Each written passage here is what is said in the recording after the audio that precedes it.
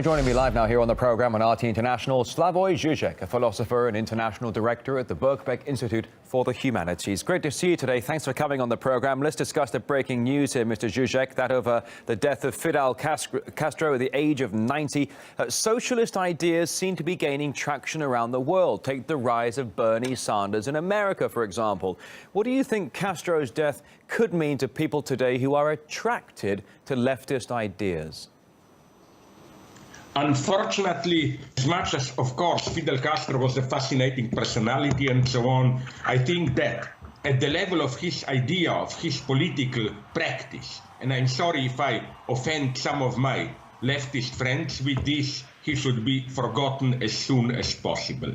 You know why? Because, again, I know what is to admire heroic leftist stance, a small country resisting the biggest world superpower and so on. But ask yourself sincerely, did Cuba produce anything new in the sense of a new model of social practice in economy, in culture, in political democracy, and so on and so on?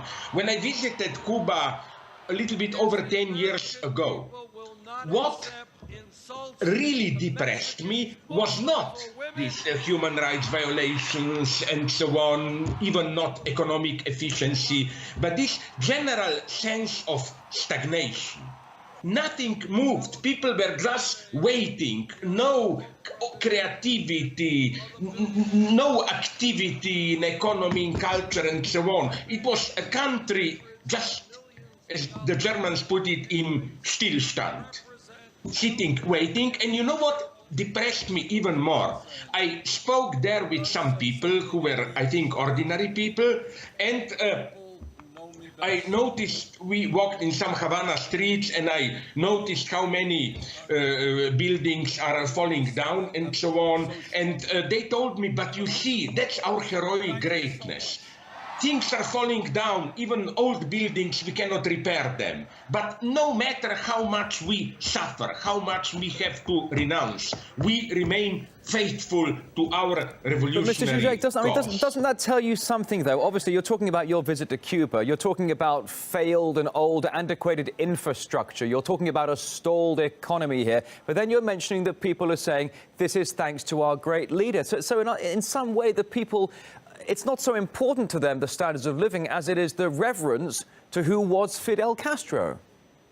Yeah, but again, when a regime legitimizes itself by this reference to suffering, as you see, even our economic decay proves our greatness. This is a very sad situation, which is why, if I may make a remark which sounds maybe tasteless, but I think it's deeply tragic, in psychoanalysis, we call this reference to renunciation symbolic castration. So basically, the regime's legitimization was legitimization with or fidelity to castration. Well, no wonder the leader was called Fidel Castro. It's a very sad thing, because, you know, Castro was great in mobilizing people, big events, and so on and so on. If there is a lesson to be learned from the fiascos of 20th century, is that the real test of a revolution is when big events are over.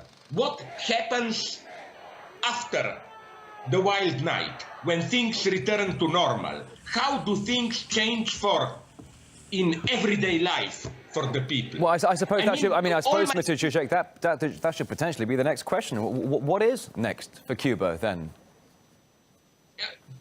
I don't think there is a big thing. There are just the obvious choices. Either, but I don't think they will. They walk carefully around this North Korean way, softly into capitalism, not quite. They go full way, the Chinese way, party remains in power, but economy is liberalized, or they openly embrace Western liberal democracy, which I think is also very dangerous, because it's clear that then the pressure of the United States Cuban emigration to reprivatize all and so on would be a catastrophe. I can just hope that some soft way will be negotiated where, in spite of reintroducing capitalism, some social achievements. All right, Mr. Žižek, let's jump back into this just briefly here, because ultimately the so-called improvement of America-Cuba relations. John Kerry in July this year reopened the U.S. Embassy in Havana. Of course, it was closed in 1961.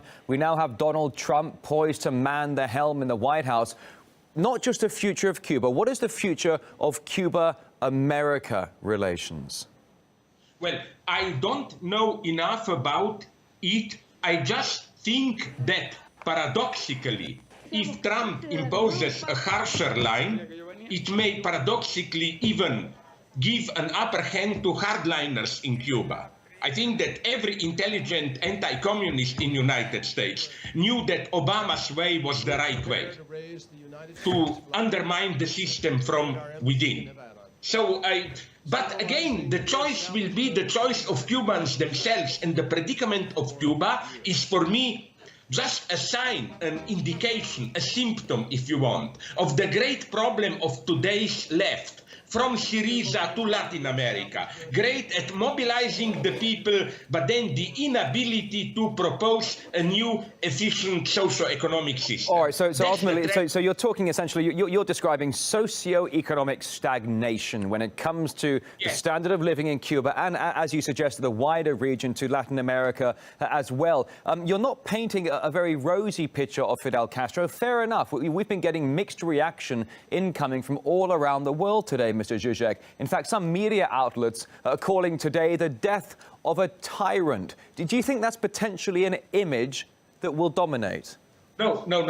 I don't go so far. I'm still a leftist even. I try to be a communist. I draw here a clear line between communism and fascism. Fascism were, to put it simply, bad people who promised to do bad things. They took power, they did bad things. Communism is, even at its worst in Stalinism and elsewhere, a genuine tragedy. Things which were meant in a noble way, which had an emancipatory potential, turned terribly wrong. And I hope that we will use Castro's death also as an instigation to rethink what went wrong and how to do it better.